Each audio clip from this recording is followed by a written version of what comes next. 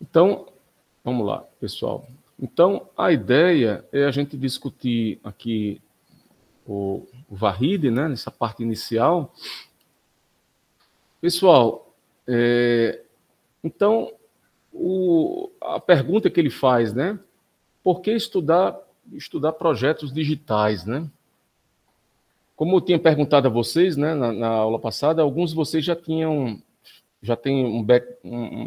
conhecimento anterior, né, de escola técnica, né? Mas alguns não têm, né? E de qualquer maneira, o que nós estamos vendo, né,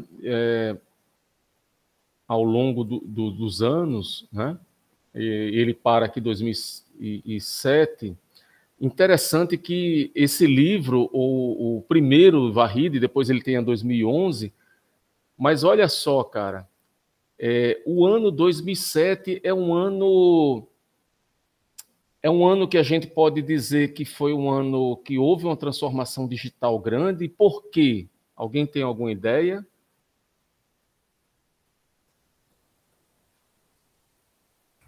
A TV digital? Não, não. Smartphone? O smartphone. E quem foi o primeiro smartphone? iPhone, eu acho. iPhone. Exatamente. Então, antes de 2007, os aparelhos, os telefones, eles eram daquele tipo, vamos botar aqui assim, quem se lembra do BlackBerry? Era QWERTY o nome, eu acho. QWERTY é o tipo do teclado, né? É o tipo, porque você tem esse teclado QWERTY, é exatamente o que está igual no seu computador aí, se você estiver na frente de um teclado de computador, são as teclas embaixo dos números, exatamente, o Q, W, E, é o QWERTY, está aqui, ó, QWERTY, né? Vocês acreditam, pessoal, que eu tive um telefone equivalente a esse aqui, mas os telefones eram muito mais simples, né? E, na realidade, eu me lembro, tem um vídeo na internet que o presidente da Microsoft, após Bill Gates, né, que era logo quando o Bill Gates saiu, eu não estou me lembrando do nome dele, mas ele chegou a ironizar, dizer assim, quando pessoas chegaram com a ideia no passado ainda para ele de um telefone sem teclas, né, um vidro tal, aí ele tá no YouTube esse vídeo, ele fica assim se indagando, mas um telefone sem teclas para o mundo corporativo, isso aí não vai pegar, tal, né? Então, para vocês verem como a velocidade das coisas realmente é complicado, e imagine também quantas ideias surgem para eles discutirem, né? Aqui é então, 2007 ele marca essa questão desse ano aí do iPhone, né? E depois muitos fabricantes saíram correndo atrás, né? Mas antes disso, né, pessoal, nós temos e o smartphone, o Apple, ele na realidade ele mistura, ele tem câmera, né? Ele grava, ele é telefone, ele passador de música, então é uma integração de vários outros equipamentos, né? E o objetivo dessa aula, desse curso, né, é para a gente ter uma espécie de introdução à computação digital, tá? Então a gente vai entender mais ou menos o básico de algumas coisas, né? Como é que funciona a lógica digital, né? Você vai começar a entender a parte de hardware, né? E muitos dispositivos eletrônicos viraram digitais, né? Porque com o digital você tem muito mais acessos, coisas, possibilidades, né, com o digital, né? Você pode não só gravar as informações, compartilhar, melhorar esses dados, etc., né? Transmitir de forma, né? Então, você tem muitos dispositivos digitais recentes, né? E a necessidade de pessoas ligadas a essa área é gigante. Eu não sei se vocês... Eu vi a notícia hoje que a Volkswagen vai estar trabalhando só em um turno Normalmente, essas fábricas elas têm 3 turnos, mas ela vai estar trabalhando só em um turno. Alguém tem ideia por que a Volkswagen vai estar produzindo carros com um turno e o que está acontecendo na indústria automobilística? Porque tem várias fábricas paradas. Alguém tem alguma ideia?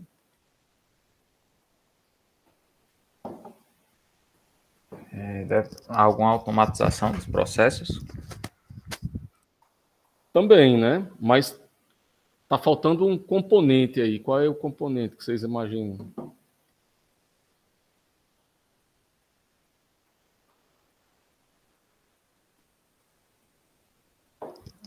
O colega falou no chat que as vendas caíram.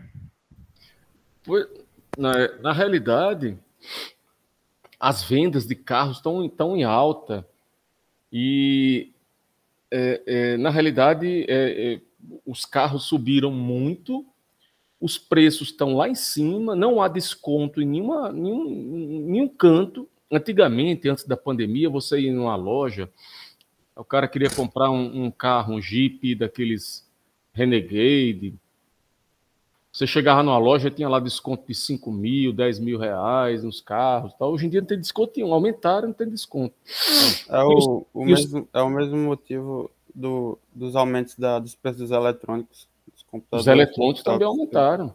Muito. Falta de equipamento, falta de componentes. Pronto, e que tipo de componente? Se for o mesmo que o dos eletrônicos, os semicondutores lá, não? Exatamente. As placas, os processadores. Ó, a notícia aqui, ó. 20 de agosto, ó. 20 de agosto. Volkswagen reduz produção da maior fábrica por falta de chips. Esses chips aqui são circuitos integrados, são os processadores, tá? Isso aqui é lá na Alemanha, inclusive, pessoal, não é aqui não, é lá em Wolfsburg. Essa fábrica da Volkswagen, não sei se está dando para ver aí, ela emprega 60 mil pessoas. É uma cidade essa fábrica. Na realidade, é maior do que muitas cidades aqui do Rio Grande do Norte. Tá? Então, está faltando. A Toyota também está suspendendo em várias fábricas do Japão. Ou seja, não é um problema do Brasil só, não. É um problema geral grande, ó, impacto de. E aí, na hora que está faltando chip para os carros, para os equipamentos, o que tem eleva de preço, porque a lei de procura e oferta. Carro usado foi valorizado, porque o carro novo está lá em cima, o carro usado é puxado também, né? Então, é uma questão que a gente está vivendo aí da economia mundial, não é só aqui, porque os computadores têm circuitos integrados, não é só circuito integrado, é o microprocessador, que é mais avançado. Os motores dos carros, os carros hoje em dia estão cada vez mais o que a gente chama de eletrônica embarcada, né? Então, antigamente, né, quando eu era jovem, aqui a gente tinha lá nos carros, tinha os carburadores, tal. Depois passou a ser injeção eletrônica com a central de comando, que ali não deixa de ser um computador que está analisando várias condições do carro para ele tomar decisões, né? Além de outras coisas. Dentro de instrumentos musicais, você imagina lá uma bateria eletrônica, um teclado, tudo tem microprocessadores, né? Tá? Então, por isso que nós, na realidade, o capítulo 5, a gente vai do livro do Varrida, a gente vai do capítulo 1 até o capítulo 5. Né? Nós vamos estudar 5 capítulos do Varrida. E vamos pegar um pouco do sexto, porque minimização de Carnot está lá no sexto, a gente vai usar ainda na primeira unidade. Mas do sexto em diante, aí vocês vão ver na disciplina seguinte, que é sistemas digitais. Né? E, na realidade, é interessante porque essa disciplina circuito lógico, muitos pagam a disciplina de laboratório e sistemas digitais pagando circuito lógico. E só no semestre seguinte que vão pagar a teoria de sistemas digitais. Né? Está acontecendo isso com vocês, né? Provavelmente. Sim, sim. Né? Eu tenho uma das turmas que na sexta, no início da manhã. Tem algum dos alunos que é dessa turma, na sexta de manhã? Na minha lá? Não. Creio que eu sou, olhei agora, confirmei, sou dessa também. Tá, beleza. Provavelmente a gente não vai começar nessa sexta, exatamente por a gente, materiais que a gente ainda vai, é melhor ter o conteúdo mais avançado para a gente começar a ter algum tipo de prática, tá? Mas eu vou passando para vocês pelo Cigar também, tá? Apesar de que a gente vai ser tudo online, né? E a primeira parte vai ser como se fosse protoboard, né? Tem um programinha chamado Tinkercad. Não sei se vocês já ouviram falar dele. Tinkercad, alguém já ouviu falar, não? Já, professor. Acho que eu tenho experimental 2. Pronto, beleza. Aí eu tenho vários vídeos também, material bem legal, dá para passar para vocês vão ver que é tranquilo. Eu acho o Tinkercad melhor do que no laboratório mesmo, porque laboratório a gente, aqui presencial, os componentes tinham problema de falta de componente, falta de fio, N problemas, ou você conseguia os componentes, mas o componente estava queimado, você não sabia que ele estava queimado. E o Tinkercad não, tá lá, é só você programar, é só colocar os dispositivos. Mas vamos voltar aqui. Então, essa área de inovações, né, o mundo digital que a gente está vivendo é gigantesco, né? Deixa eu ver se eu tenho aqui... Deixa eu pegar aqui uma apresentação que eu fiz ontem. Ontem eu fiz uma apresentação lá no Seminário São Pedro sobre a questão de inteligência artificial e ética, né? Deixa eu ver se tem uma coisa aqui mais interessante aqui para frente. Sobre o mundo digital.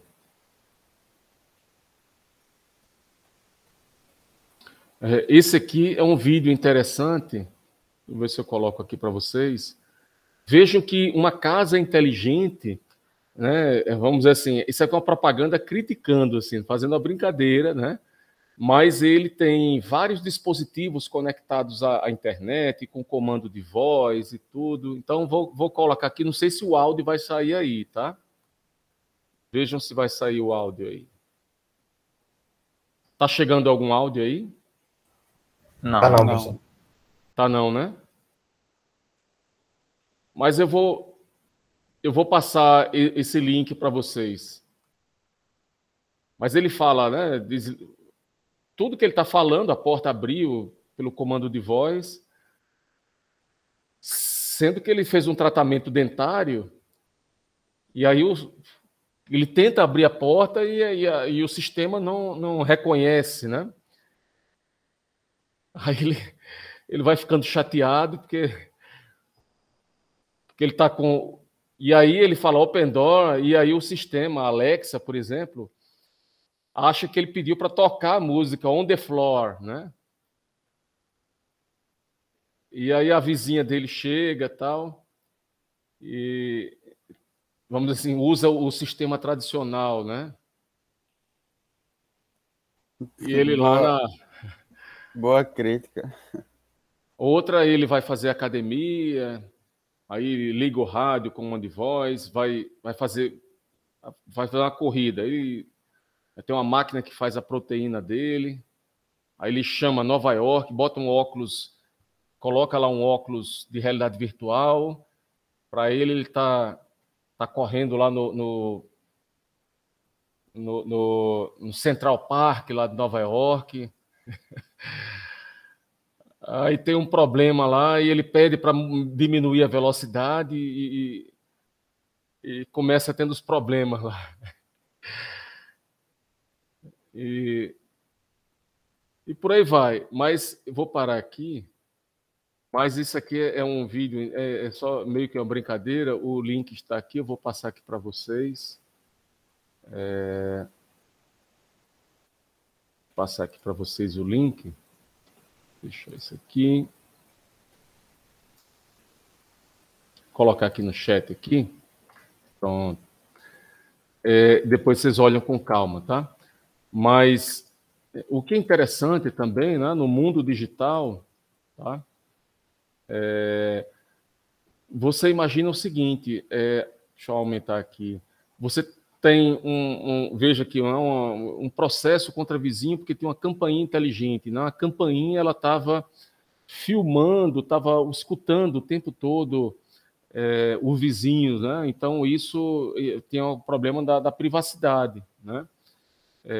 Então nós estamos vivendo um mundo onde a gente está tendo mais acesso a dados, a informações. Deixa eu ver se eu passo até aqui para vocês verem uma coisa interessante do mundo que a gente está vivendo. Aqui é interessante. Alguém já viu essa série aqui, A Era dos Dados, está lá na Netflix? Não. Não. Ainda não, né? Beleza. Tem uma parte lá que o cara pega lá, eles capturam com redes os passarinhos tal, e colocam esses passarinhos, sensores, e para viajarem, né? Então, coisas desse tipo aqui, assim, ó, sensores de GPS e tal, e com isso os caras conseguem ver as rotas dos pássaros e tal, isso com vários animais, né? Então, vejam, para que você tenha essas informações guardadas, tudo, se fosse no mundo analógico, seria muito mais complicado, né? Então, o mundo digital tem permitido essas coisas, tá? Outras, né? Agora, é interessante vocês lembrarem, né, que aqui até uma imagem um dos primeiros computadores, né, que era o Mark I, que foi feito lá em Manchester, na Inglaterra, em 47.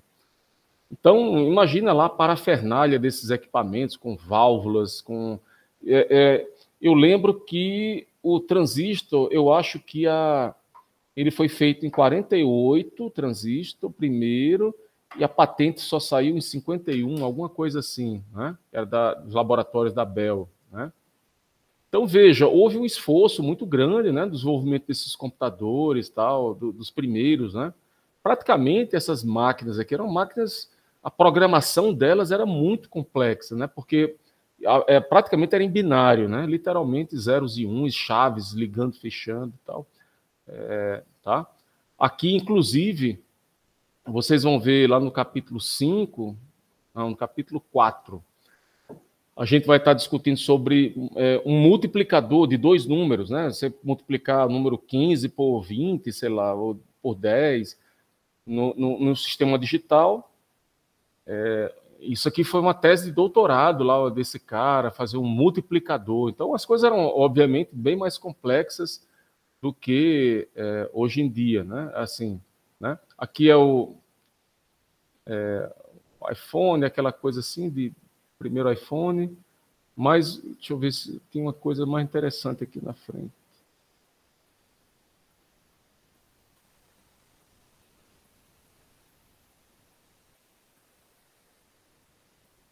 Olha que eu tirei. Tá aqui. A gente está vivendo o mundo da datificação, né? E os dados são dados digitais, né? Então, é aquela jogada lá. Você tem essa fechadura aqui, uma fechadura da Intelbras, fechadura comum, assim já até, não é por reconhecimento de voz, mas o que é que você pode fazer com a fechadura dessa, né? Que você não pode fazer com a fechadura comum, pessoal? Alguém dá uma ideia aí?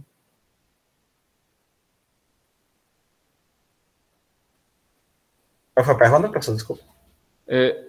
Quais são assim as coisas que você pode fazer com essa fechadura que você não pode fazer com a fechadura comum? Vamos dar assim, o que essa fechadura permite a mais?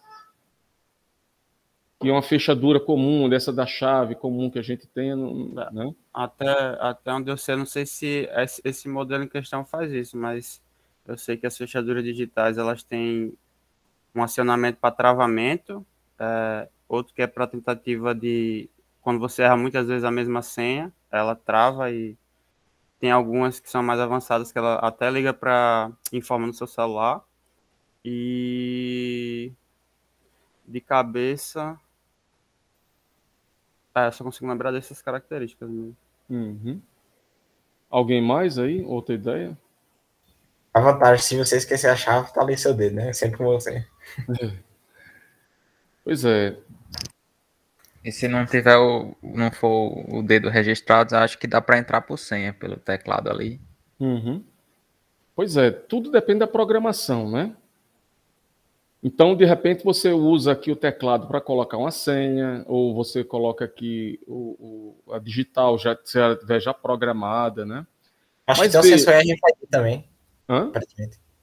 Talvez tenha um sensor RFID. Aqui, ó, deve ser aquele sensor de cartão, sabe? Com aquele que você encosta no cartão, né? E pode ser até pode ter aqui também reconhecimento de voz e tal. Mas vejam, a questão toda aqui, isso aqui é vamos pensar assim, essa fechadura é um controle de acesso a um ambiente, né? Então, se eu quero controlar esse ambiente, assim, quais as pessoas que estão habilitadas a entrar naquele ambiente? De repente, você tem pessoas que estão habilitadas hoje, mas que amanhã não. O cara foi demitido de uma empresa e tem que perder a chave, mas o cara levava a chave. Ou aí era complicado, porque o cara tinha que mandar fazer outra chave. Outra possibilidade aí, no caso, né? Tem uma sala que só 5 pessoas têm acesso àquela sala. Então, você pode fazer isso por programação, vai ter um sistema que vai programando. E mesmo se fosse num ambiente de maior fluxo, então você tem as possibilidades, vamos supor que o cara tem que colocar a digital e colocar a senha, ou colocar o cartão e colocar a senha. E mesmo, veja o que acontece. Eu posso, com isso aqui, saber qual foi a hora da entrada e a saída, por exemplo, de cada pessoa. E se eu for registrando isso no dia a dia, no final do mês eu tenho... no final do dia eu tenho quantas pessoas entraram, qual foram os horários que elas mais entraram, e a porta estava aberta, quanto tempo ela ficou aberta, fechada. Eu posso pegar por pessoa, por turno, e posso ficar mandando isso tudo para a nuvem, para um banco de dados na nuvem, que posso ficar, e de longe eu posso ver quem está no ambiente, quem entrou, eu posso chegar a determinado usuário, bloquear ele, olha, eu não quero mais que tal pessoa entre na sala, cancelar, etc. Então, vejam, isso aí são benefícios, vamos dizer assim, desse mundo digital que a gente está colhendo, né? Quando você coloca cada número desse aqui, cada número desse aí, ele é codificado em binário por uma sequência de bits, tá? Ele vai ter um código de vários bits associado a cada número. Uma imagem de uma digital dessa aqui vai ser uma matriz de bits.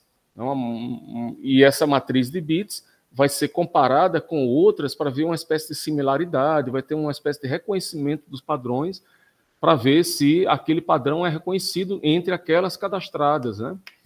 Então, isso aqui é um exemplo bem interessante de uma das aplicações, né? Além disso, né, a gente está passando para os que a gente chama de computadores vestíveis, né? Pulseiras, etc., um monte de coisa, né? Óculos, relógios inteligentes, etc., né? Isso aqui, pessoal, é do ano passado, né? Ó, tem mais de um ano isso aqui. A Apple, em plena pandemia, ela lançou um relógio que custava na época, né, 9.100. Hoje em dia isso deve estar custando uns 14 mil ou mais, porque o dólar subiu. E essa empresa aqui, ela media até o oxigênio, né, com dados do seu pulso, né? Então, veja, um relógio desse aqui, você diz assim, poxa, um relógio de R$9.100, tá? Cara, isso aqui eu não tenho dinheiro para comprar um relógio desse, mas é um supercomputador aqui. Ele atende chamada, se paga a conta com ele, ele é uma central de saúde, está conectado à internet. Então, fica monitorando a pessoa o dia todo, então, e vai juntando dados. Esses dados eles vão sendo enviados para as nuvens, né? Como esses dados aqui. O cara está lá na nuvem. Muitas vezes a nuvem é em algum servidor aí nos Estados Unidos, no Caribe, em algum canto que a gente nem sabe, né? São servidores que estão da Amazon. A Amazon, por exemplo, ela vende muitos serviços de armazenamento. Então, por exemplo, tem vários países do mundo que tem, por exemplo, subsidiária a Netflix, que a Netflix, ela, no final das contas, ela usa serviço da Amazon Web Services, né? Na realidade, a Netflix é como se fosse uma casca, mas a parte de armazenamento está lá atrás, é a Amazon. Por quê? Porque os caras têm armazenamento com um preço, uma segurança tal, que vale a pena o cara alugar aqueles servidores, aqueles computadores, do que ele construir toda uma estrutura, ficar mantendo gente, etc. Tal. Então, é isso. E muitas vezes, né, esses dados que a gente vai estar coletando dia a dia, né, vai acontecendo o quê? Nossos dados de uso de redes sociais, etc. Né? Aí, alguém tem ideia do que é isso aqui? Por exemplo, essa instalação aqui. Dá para ter uma ideia?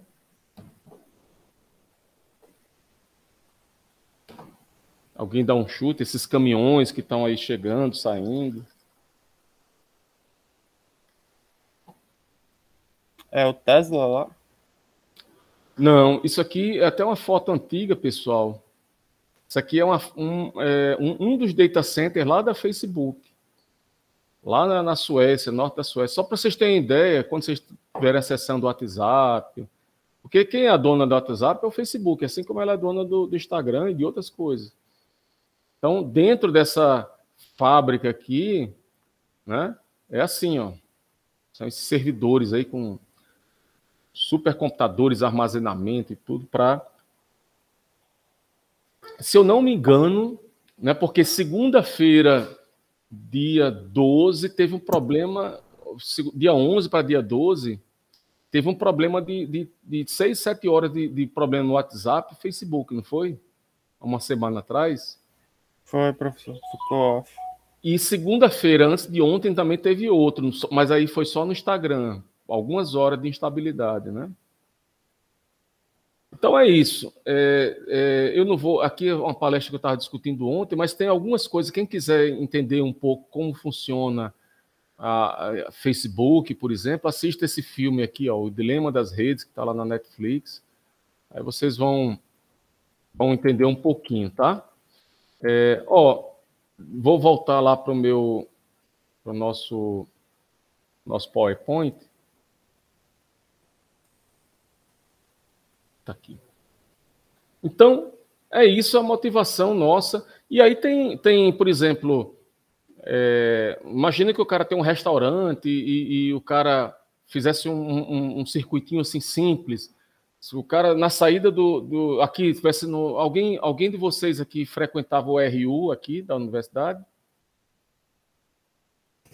Sim, sim. Né? Imagine que na saída do RU, todo dia você tivesse lá o que estiver saindo, apertasse aqui, se foi bom, se foi regular, se foi ruim. E aqui é um sistema digital. Você pode, no café da manhã, no almoço, no jantar, toda vida que alguém aperta um botão, ele vai somar votos aqui, né? Vai guardar, tá? Se aqui tivesse lá dentro guardado, tivesse lá 500 votos do bom, quando o cara aperta um botão, vai ser para o 501, ele vai ter que incrementar um a mais, né? Obviamente aqui é um sistema de votação assim, muito simples, né? Até porque se o cara não bota senha nem nada, o cara podia apertar aqui várias vezes, né? Foi bom 10 vezes, ou então foi ruim, vai 10 vezes aqui, aí complicava, né? Mas é interessante vocês imaginarem que o que está aqui por trás, lá por dentro, é um circuitinho que vai incrementar, ele vai contar. Então, ele vai contar o número de vezes do bom, vai contar o número de vezes regular, e você vai, toda vida que você apertar, vai incrementar 1. a gente vai ver sistemas desse tipo aqui, tá? Sistemas aqui é a mesma coisa praticamente, né? Para dar uma opinião, né? Aqui, ó, um sistema que tem senha, né? Pode ter senha manual, mas tem uma senhazinha lá que o cara vai apertando para setor tal, tal, e toda vida que, vamos supor, aqui fosse numa clínica que tivesse setor de exames, setor de consultas, o 2, a odontologia, 3, cada cor dessa aqui fosse um tipo de... E, na realidade, vão ser filas distintas, ou seja, cada fila tem um contador que ela vai incrementar. Então, quando o cara apertar aqui, estava lá no 37, no verde, aí o 37 vai para 38 e sai impresso lá e tal, né? Então, a gente vai estar discutindo isso aqui, principalmente já no capítulo 4 e 5, tá? Coisas desse tipo aqui também, um placar de basquete ou de outro time, né? Onde você tem um tempo, tem um relógio, vai aqui, ó, também os pontos feitos, né? Você tem um incrementador, um contador associado aos pontos, e por aí vai, né? Aqui eu acho que esse aqui é contador de basquete, 107 a 106, número de faltas, porque basquete, de acordo com o número de faltas, aí começa a ter lance livre, né? E por aí vai, né? Oxímetro, isso aqui, por exemplo, né? Alguém chegou durante a pandemia a testar alguma coisinha dessa, bota no dedo lá para ver a oxigênio, a saturação de sangue? Alguém chegou a ver? Em mim não, mas eu vi na minha mãe, para até fazer o teste. Uhum.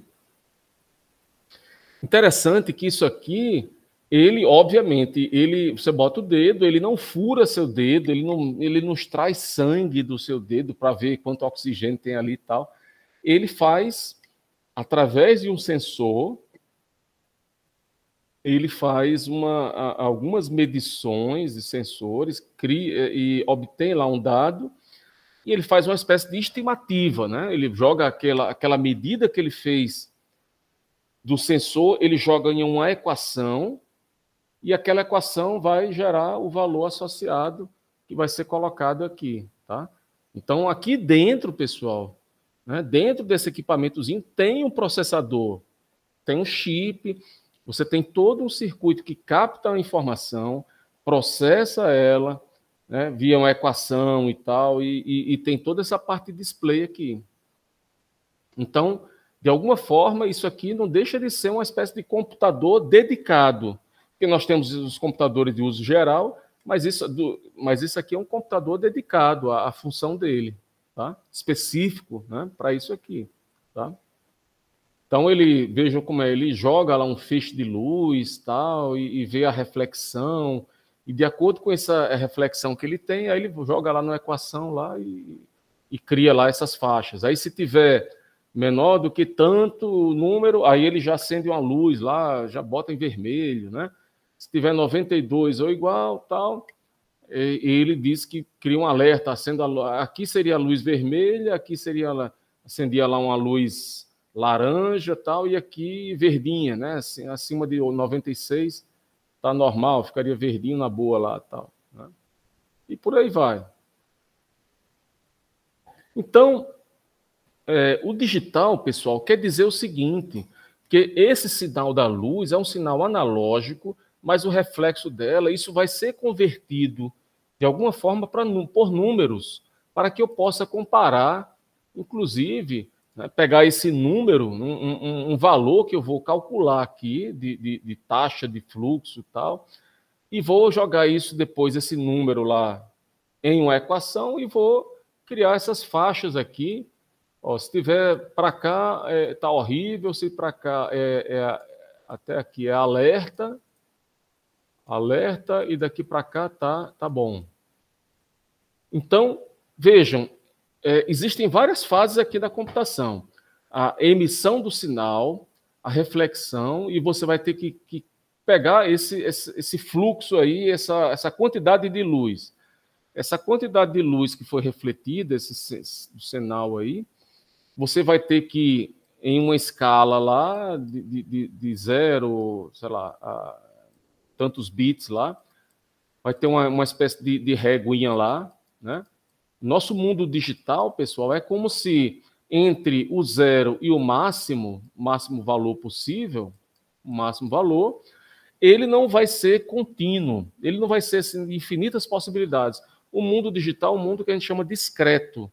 São possibilidades que são discretas. Então, eu vou gerar um número que ele vai ter uma quantidade de possibilidades limitada, tá? Então, eu vou ter uma espécie de reguinha lá, e ele vai lá e ele pega e diz, olha, eu estou aqui, ó. Eu estou aqui, estou nesse canto aqui. Aí disso aqui vai passar por uma equação, tudo, e vai jogar, por exemplo, nessa faixa aqui. Então, tem uma sequência de passos de um processamento desse tipo. Então, digital quer dizer que os valores são limitados, né? Então, quando você grava a voz de uma pessoa, no mundo analógico, a voz ela tem infinitas possibilidades. Já no mundo digital, eu vou ter que converter, por exemplo, uma voz dessa aqui. Se eu for fazer uma gravação digital, eu vou ter que fazer um que a gente chama de amostragem do sinal, né? Fazer amostragens.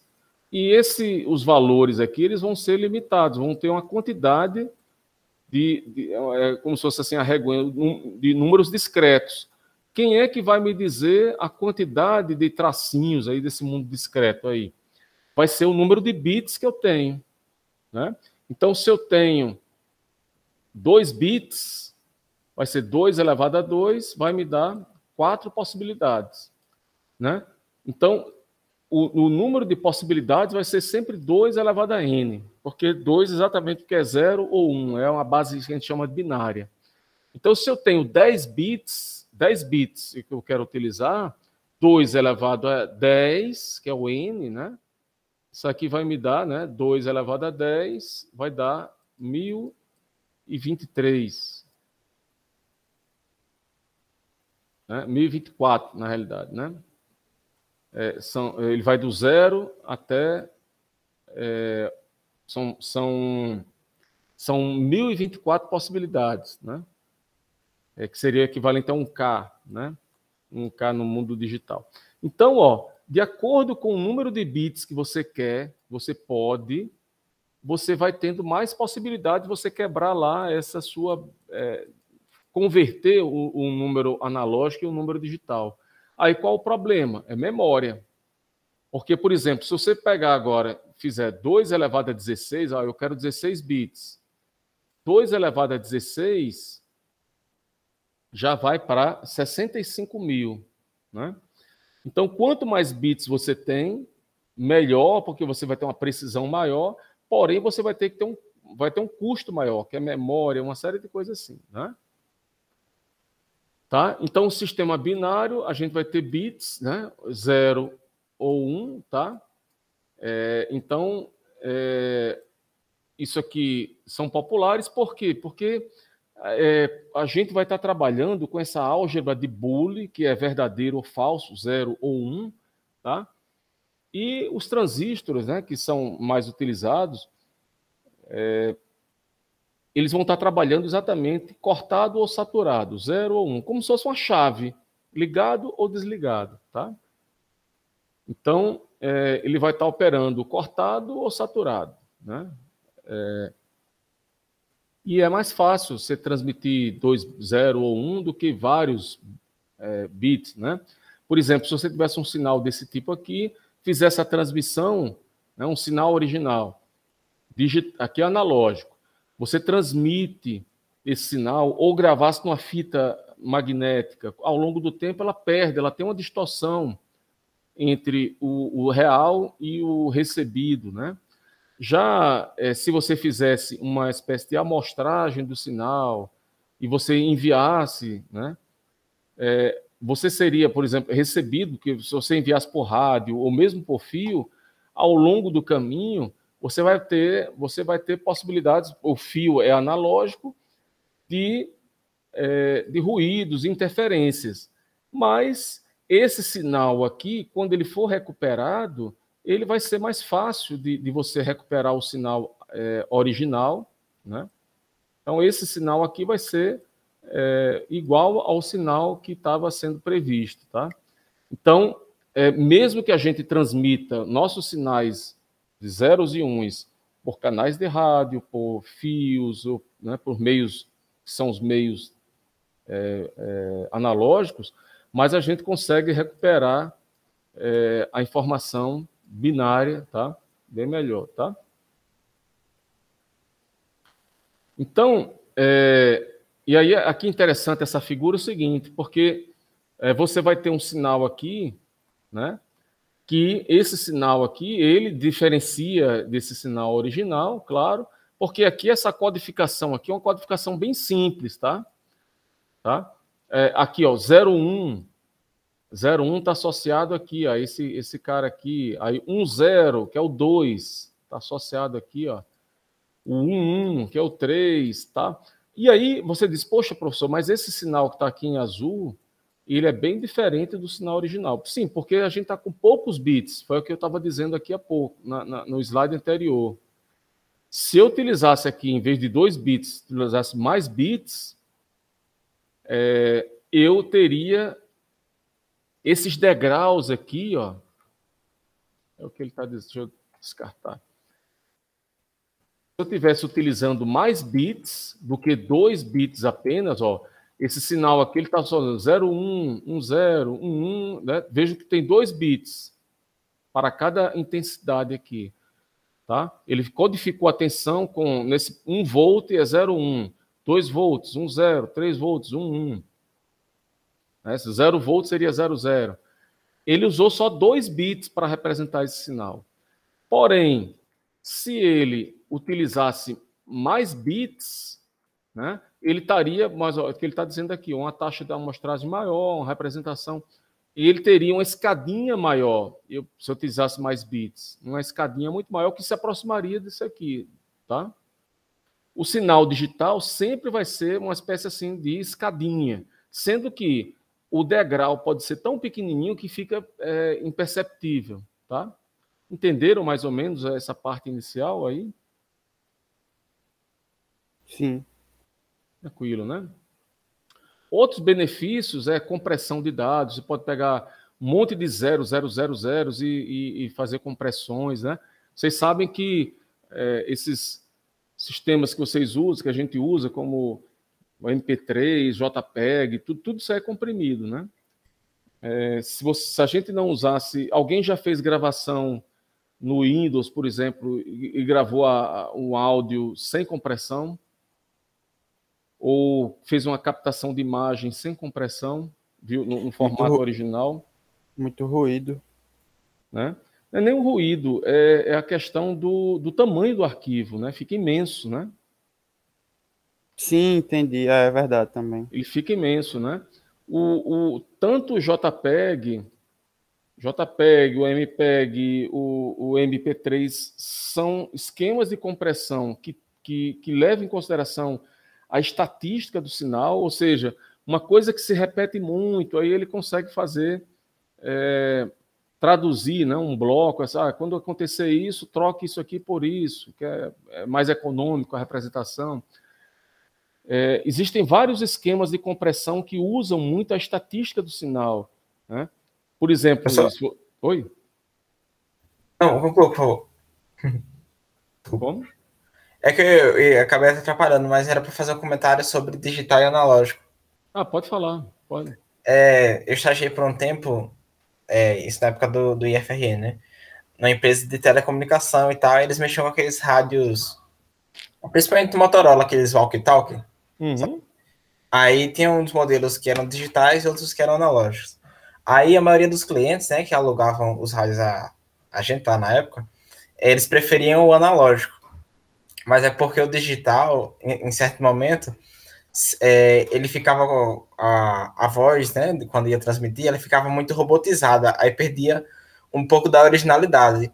Mas em compensação, tipo, você podia estar, por exemplo, né, se fosse analógico, numa distância, vamos supor, né, de 200 metros, ele já estaria muito difícil de compreender. Mas no digital, apesar de ser robotizado, dava para entender tudo, tá entendendo? Aí tem as duas moedas, né? Você fala que no digital era melhor do que o analógico, da distância, né? Isso, porque assim, por mais que estivessem distante, se o sinal conseguisse chegar do outro lado, daria para entender tudo, apesar de ser robotizado. Mas aí, no analógico, ficava com muito ruído, né? Ficava mais difícil entender. Uhum. Pois é. Porque exatamente tem isso aqui, ó. Você, por mais que. Porque o sinal, na realidade, que é transmitido pelas ondas, vão se deteriorando. Um sinal desse quadrado aqui, veja, 0, 1, chaveamento. Isso aqui, na realidade, pessoal, uma transição de 0 para 1 em um sinal é uma alta frequência, uma transição. Então, nos mecanismos da natureza, de fio ou no ar, existem o que a gente chama de quebra de frequências altas. Aí aqui o que você está vendo aqui, ó, uma coisa assim, até desenhada em azul aqui, mais suave, é porque as frequências altas foram meio que... claro que aqui é um desenho, né? Mas elas vão sendo atenuadas. Há uma distorção, mas com essa distorção, mesmo assim, você consegue recuperar aqui, né, alguma coisa, né, recuperar bem, tá? É mais ou menos isso a ideia que está ali, né? Então, ó, vamos pensar naquele sisteminha que eu estava dizendo do dedo lá, do oxímetro, né? Então, você tem um fenômeno analógico, que seria a quantidade de luz que vai estar passando do oxigênio lá e tal. Então, você tem normalmente o processo, né? Você tem uns sensores e sistemas para gerar uma entrada. Se você está no sensor analógico, né? Pegou um dado analógico, uma tensão, uma corrente, alguma coisa lá, você vai ter que passar pelo que a gente chama de um analógico para digital, um conversor de analógico para digital, para você gerar os dados binários, tá? Mas existem sensores que já vão estar trazendo para você também o dado já em forma binária, tá? Então, por isso que ele está botando aqui dois caminhos. Um caminho, se você tem o dado analógico, tem que passar por um conversor, analógico para digital. Se o dado já está na forma digital, ele entra aqui. Esse bloco aqui é o bloco que vai fazer as contas. Por exemplo, aqui lá, o cara colocou lá o dedo lá e o sistema jogou uma luz e calculou lá, teve uma tensão, teve alguma coisa lá no sensor. Ela é convertida para um número digital e aqui, ó, no número digital, ele joga lá na equação e não só joga na equação. Além de jogar na equação e gerar um valor, ele vai fazer uma comparação ainda de 3 faixas. Se tiver menor do que, sei lá, 91, vai para o hospital correndo. Se tiver aqui de 92, na faixa 92 a 95, 92, 95, acende um alerta lá, fica de olho lá. E se tiver de 96 em diante, tá tudo tranquilo. Então, vejam que não é nem só fazer a conta, pegar o dado, jogar numa equação para ver o valor da oxigenação. Há também um outro processamento que envolve lá, que a gente pudesse programar lá, seria um if lá, né? O if. Se tiver menor do que 91, então faça isso. Então, acenda a luz vermelha. Aí um else if, né? Else if. Se tiver entre 92 e 95, alerta, fica lá no... Então, há uma programação aqui, há um sistema digital que vai te gerar o quê? Uma saída, né? Essa saída pode ser na forma digital também, ou pode ser, vamos supor que você está gerando uma saída em áudio, em alto-falante. Você, então, vai ter que, antes do alto-falante, vai ter que converter lá esse sinal digital lá em um conversor de digital para analógico, né? Então, esse aqui é o fluxo, mais ou menos, de um sistema, né? Onde você capta a informação analógica, converte para digital, faz o processamento no digital e depois devolve lá para o mundo externo, lá, né? Tá bom? Mais ou menos essa ideia lá, tá? E aí a gente tem vários tipos de códigos, tá? Eu não vou explorar muito aqui não, mas o código ASCII, né? Que é muito famoso lá nos computadores, tem o Unicode lá, que também é popular. O ASCII era de 8 bits, o Unicode são 16 bits, codifica as linguagens gerais, né? Se você pegar no seu computador aí e está no Word, aí, ou está digitar assim, Alt 65, né?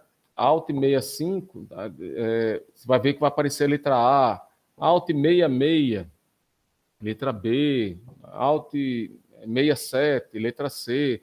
Ou seja, está relacionado, cada número está relacionado a o código ASCII dele, tá? Então, por exemplo, a letra R, ó, ela é armazenada internamente no computador com essa sequência aqui de símbolos aqui, tá? Tá bom? E aqui, deixa eu só descartar aqui.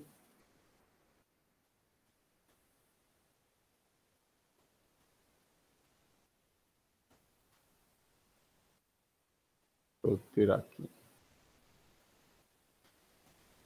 Que dá uma aula passada. Então, vocês viram, chegaram a ver a aula que eu passei no YouTube lá, que tinha sobre conversão de números? Assisti, professor. Né? Quer dizer, conversão de números, o senhor colocou a playlist 5, aí a playlist, não, a videoaula, videoaula 5, aí na videoaula 5 ele falava sobre códigos. Uhum. Aí ensinou o código BCD 466, não sei, 466, eu acho. Uhum. Essa era a aula 1, eu acho. Ele passou no início. Eu acho que essa era a aula 2, né? Conversão de números. Conversão de números era a aula 1 e 2. Era. Pronto. Pois beleza. Vejam, aqui rapidamente, vejam, um número na nossa base decimal, né, como esse número aqui, ó, 523. É aquela jogada. Quantas? Eu tenho 5 centenas, né, tenho 2 dezenas e tenho 3 unidades. Né, aquela jogada. Unidade, dezena, centena, milhar e tal, né? Veja que a potência aqui, né, da posição do número, a potência está relacionada à posição, não é? No número que a gente tem, né, dos nossos números das potências de 10, a mesma coisa vai ser para o binário. A diferença, pessoal, é que no binário eu só vou poder encaixar aqui zeros e uns, tá? Então, eu só posso botar 0, 1, e se eu fosse representar o 2, eu vou ter que usar um dígito a mais. Ele vai empurrar para a esquerda. Ele vai ter que ir aumentando, tá? Então, fazendo analogia exatamente com as potências aqui de 10 e colocando as potências de 2 aqui, aqui é como se fosse...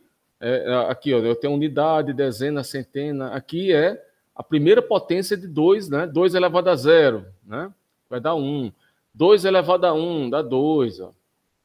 2 elevado a 2, 4. Vocês estão vendo que tá aqui vai a potência aqui, né? Vai do 0 caminhando para a esquerda, aumentando, né? Então, ó, quando você faz uma conversão de um número binário para decimal, né? É só a gente olhar aqui, ó. Esse número, ele está na primeira posição. Então, é como se fosse 1 vezes 2 elevado a 0. Né? 2 elevado a 0 não é 1, né? Então 1 vezes 1 vai dar 1. Aí, mais 0 vezes 2 elevado a 1. Ou seja, 0 vezes alguma coisa, 0, então matou aqui. E tem esse número aqui, ó, 1 vezes 2 elevado a 2. Então, ele vai, 2 elevado a 2, que é 4, ele vai somar esses 4 aqui, né? Então, esse número aqui, ó, 101 é o 5, né? Deixa eu descartar aqui porque fica poluído. Então, ó, ele vai ser 1 vezes 2 elevado a 0 mais 1 vezes 2 elevado a 2. 4 mais 5. Vocês entenderam essa partezinha aqui? Tranquilo? Tranquilo. Beleza. Então, ó, à medida que se eu quiser aumentar isso aqui para a esquerda, eu vou aumentar as potências. Né? As potências. 2 elevado a 1, 2 elevado a 2, e por aí vai. Ó. 2 elevado a 5, 32. 2 elevado a 6, 64. 2 elevado a 7, e por aí vai. Não é? Imagine que eu quisesse, então, converter um número, encaixar o número 12 em decimal. Qual é o número binário associado? Né? Então, ó, se as potências aqui, se as posições como estão aqui, ó, né, você pode colocar aqui e você pode fazer o seguinte. É só uma tentativa. Se eu colocasse aqui um 1 aqui, ó, ficaria 1 vezes 32. Está acima disso aqui? Tá. Então, eu tenho que cortar ele não pode estar aqui. Se eu colocar um 1 aqui, ou seja, se for verdade que esse dígito tem que estar aqui, mas 1 vezes a potência aqui, 16, vai estar acima do 12. Então, eu tenho que ser 0 aqui. Não pode estar. Tem que ser falso, porque esse dígito não vai estar. Na hora que eu coloco aqui 1 vezes 8, tá dentro de 12? Tá. Então, eu já tenho 8 lá. Beleza, eu mantenho. Se eu colocar 1 aqui, 1 vezes 4, né? Aí eu vou somar aqui mais 4. Tá dentro do 12 lá? Tá, beleza. Aí eu mantenho ele. Aí, se eu colocar 1 aqui, vai ficar 8 mais 4, já vai 12. Mais 2, se eu disser que é verdade, né? O 1 é verdade, que esse 2 tem que entrar aqui, aí ele vai estourar o 12. Então, tem que colocar 0 aqui e colocar 0 aqui. Né? É exatamente isso. Ó. Na hora que você joga 1 aqui, ó, 32 é muito maior do que isso. Não pode, aí tem que cortar fora. É o 0. Vai para a esquerda. Bota 1 aqui. Aí ainda está muito também. Vamos para a direita. Aí 1. Esse 1 aqui está dentro de 12? Tá, então mantenha. Na hora que eu coloco o outro aqui, ó, outro 1 vai ficar... Porque esse aqui está sendo 1 vezes 2 elevado a 3, 1 vezes 2 elevado a 2. E por aí vai. Então, com isso, a gente tem a resposta. Uma maneira fácil de a gente converter o número decimal para binário. Né? Aqui é a mesma coisa, praticamente. Tá? A mesma coisa. Se a gente convertesse aí o número, por exemplo, 23 para binário, tá? Então, inicialmente, ó, 23, né? Vamos dar. Se eu jogar aqui 1, fica muito grande. Então tem que ser 0. Se eu jogar 1 aqui, ó, vai ficar 16. 16 está dentro do 23? Tá, beleza. Então mantenha ele. Aí eu vou caminhando, então, da esquerda para a direita. Eu botei 1 aqui, não pode, no 32. Mas eu botei 1 aqui no 16, deu certo. Vou caminhando para a direita. Se eu jogar 1 aqui, no 8, vai ficar 16 mais 8, vai dar 24, que está acima. Então, no 8 tem que sair um 0. Né? Vou para a esquerda, vou continuando vindo da esquerda para a direita. Eu jogo 1 aqui. O 1 vai ficar 4 mais 16, 20. 20 está dentro do 23, tá beleza. Aí você vai caminhando na sequência, vindo de lá para cá. O 2, ó. 1 elevado a 2. 1 vezes 2 elevado a 1 aqui, que é o 2. Está dentro, né? Somando esse 16 mais 4 e 2, vai dar 20, 22. Está dentro. Então, você vai vindo da esquerda para a direita, colocando ou não os dígitos 0 ou 1. 0 é quando é falso, 1 é quando é verdadeiro. Né? Então, vindo da esquerda para a direita, vendo essa... E quando for verdadeiro, ó, O 1 é porque o que está aqui embaixo é a potência, tá, pessoal? É o número equivalente, tá? Aqui ó, não é um quarto, não. Aqui é o 4, é como se fosse assim, esse 1 aqui, essa posição do 1 está trazendo, acarretando aí o número 4. Por quê? Porque ele, aqui nessa jogada aqui das potências, ó, esse número, essa posição aqui está associada a 2 elevado a 2, tá certo? As posições, as potências vão aumentando para a esquerda, né? Tá?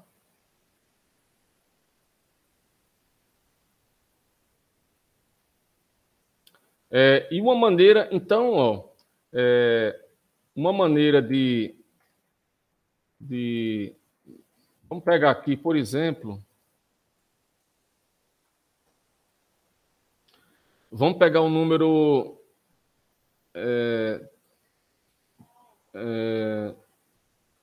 vamos pegar aqui o número 33. Sei lá, vou pegar 33, por exemplo. Né? Então, eu tenho as posições, ó. Né? Supondo essa primeira posição, é 2 elevado a 0, né? Essa aqui, 2 elevado a 1, 2 elevado a 2, 2 elevado a 3, 2 elevado a 4, 2 elevado a 5, e por aí vai. Eu posso ter mais para lá, mas... Então, ó,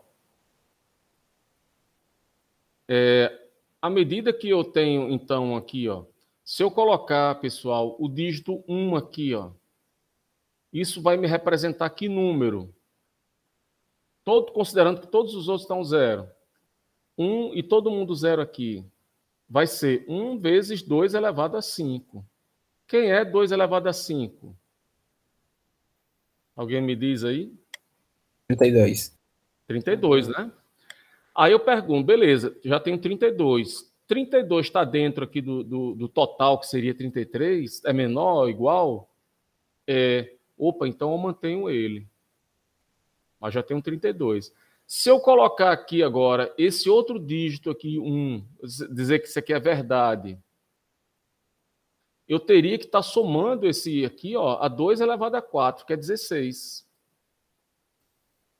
Esse número aqui já vai para 48, então já vai muito acima de 33. Então, não pode. Então, esse aqui vai ter que ser 0, né? Na realidade, o 32 vai faltar só 1. Quem é o número 1 aqui nessa jogada aqui? É o 2 elevado a 0. 2 elevado a 0 é 1. Então, todo mundo, se você for olhar direitinho, você vai ter que botar 0 aqui, 0 aqui, 0 aqui e colocar 1 aqui.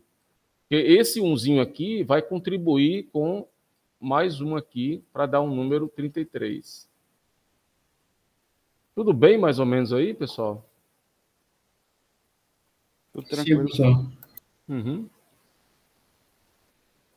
Tem também essa jogada da gente sair dividindo a conversão de um decimal para binário, método sai dividindo por 2, por 2, por 2, e depois pega de baixo para cima, tá? Deixa eu ver se eu boto ele aqui também assim. Vamos supor, 33, vamos pensar aqui assim. 33 dividido por 2.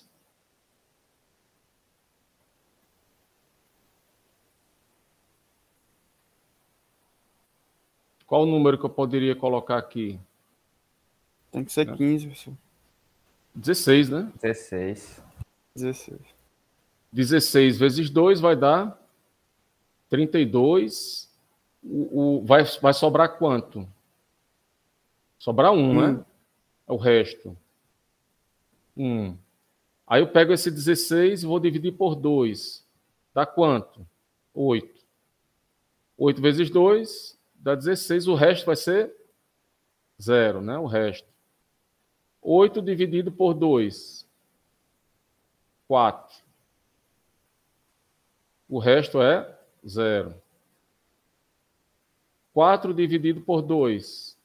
Vai ser 2. 2 vezes 2, 4. O resto é 0. E 2 dividido por 2 vai ser 1. Dando o resto, 0. Olha aqui, aí você pega de baixo para cima. Ó, a sequência aqui, ó. Né? Pegando de baixo para cima, vindo lá do final para trás, ó.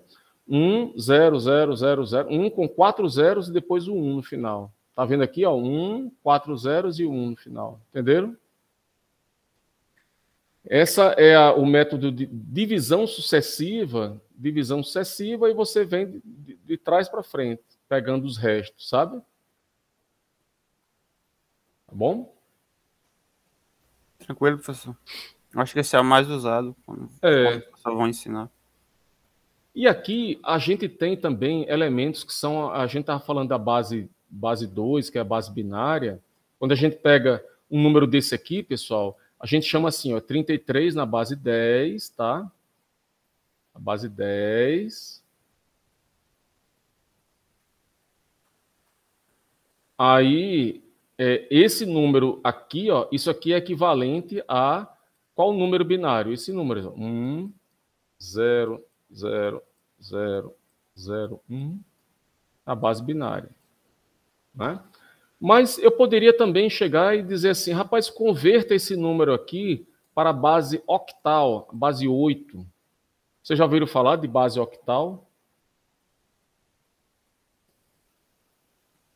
Ou na base hexadecimal, que é na base 16. Já ouviram falar, não? É assim, professor. Né? O octal seria equivalente ao número, a esse número. Esse número que está aqui, ó, da base, ser 8. Né? Seria 8. E a hexadecimal seria sendo 16, se fosse 16 aqui, né, a base, tá? Só muda essa base aí.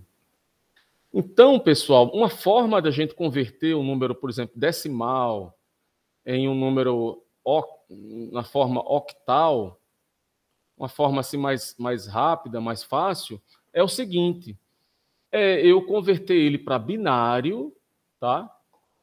Né? No caso aqui, ó, esse número 33 na decimal foi convertido para binário aqui.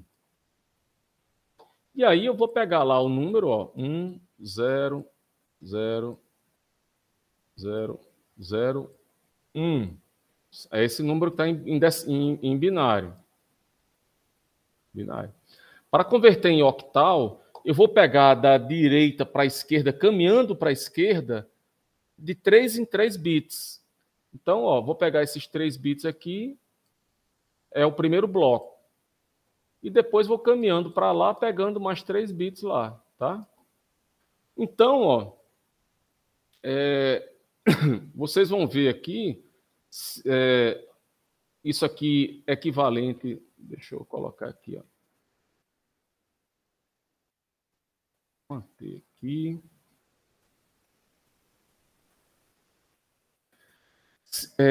O número binário, pessoal, né? À medida que eu vou fazendo a minha tabela binário, aqui é um binário com 4 bits, tá? O número 0 é todo mundo 0, aí o número 1, ó. Número 1, número 2, número 3, número 4, número 5, né? Número 6, 7, tá? Isso aqui, ó, esqueça que isso aqui tá o nome hexa, aqui são os números de 0 a 7, seria equivalente ao número decimal. O número 7 em 4 bits é esse aqui, ó. 0, 1, 1. Se você está usando 3 bits, pega só esses 3 últimos, tá? O número 8, ó. 1, 0, 0, 0. Porque exatamente aqui, ó, esse número 1 aqui é 2 elevado a 3. Aqui é o 2 elevado a 3 mais 2 elevado a 0, é o 9. Aqui seria o 10, o 11, o 12, o 13, o 14 e o 15. O maior número com 4 bits, né? Com 4 bits é o 15, né? Porque é exatamente esses 4 bits aqui, 2 elevado a 4, eu tenho 16 possibilidades, mas ele começa no 0, vai até o 15, tá? Então, ó, olhando para essa tabela aqui, ó, são os números binários, e aqui os números, né, em hexa, aqui é decimal. Se a gente olhar aqui, esse número aqui, ó, 001, isso aqui é equivalente ao nosso número 1, não é verdade? Vocês concordam que é o número 1? Ó, 001 é o número 1. Assim com esse número aqui, ó, 100 é o número 4. Tá? 100 é o número 4. Então, ó, convertendo esse número binário em base octal, ele vai ser um número 41. 41 na base octal. Tá? Como a base 10 é maior do que a base 8, esse número interno aqui ele vai aumentar. Já se eu quiser converter, pessoal, esse número aqui, né, 10001 em hexadecimal, em vez de eu pegar de 3 em 3, eu vou pegar de 4 em 4. Então, pego esses 4 aqui, né, e depois pego esses 4 aqui. Aí você diz, professor, mas esse segundo aí só tem 2. Se não tem nada aqui, é como se fosse 00. Se não tem nada, é como se fosse 00. Né? 00. E aí quem é? 0001. Isso aqui vai me dar o número 1. 0010, isso aqui é o número 2. Então, a conversão ficaria assim, 21. Na base 16, que é a base hexadecimal. Então, você converter um número da base 10, por exemplo, em octal ou hexadecimal, você pode converter primeiro para binário. No caso do octal, você vai da direita para a esquerda, pulando de 3 em 3 e vendo qual o número binário correspondente. Né? E no caso da hexadecimal, você vai de 4 em 4. Tá? Por exemplo, ó, esse número aqui está em 8 bits. Para colocar ele em hexadecimal, você vai cortar aqui, vai gerar lá isso aqui vai ser o 0. E esse outro aqui, ó, 1, que é o 15. Aí que é interessante, né?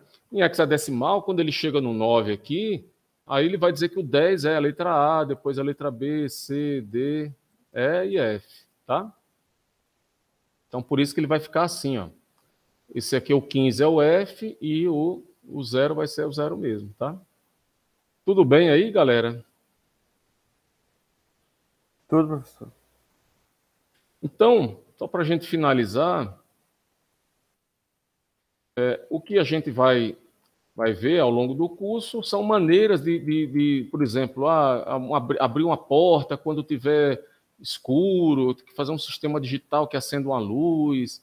Eu posso fazer isso com um sistema digital, posso fazer com um processador, fazer uma programação, tem uns timelines, né?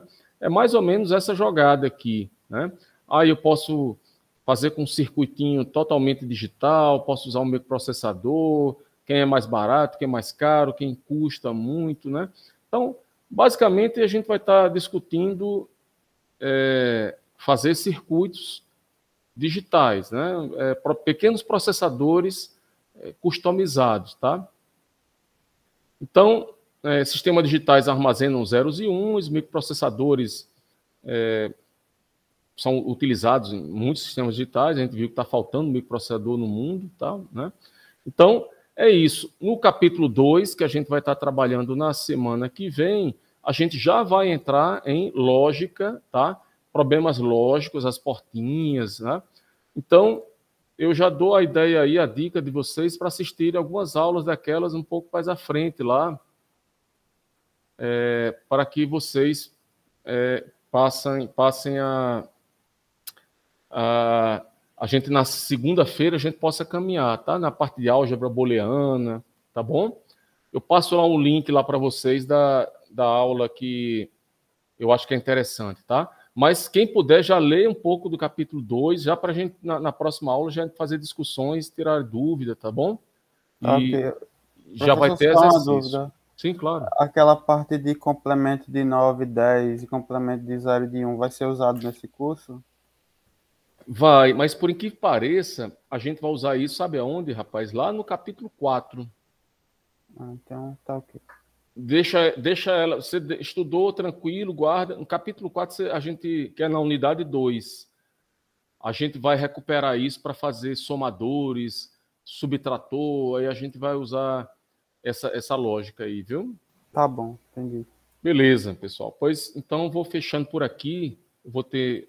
E a gente se vê na segunda, tá?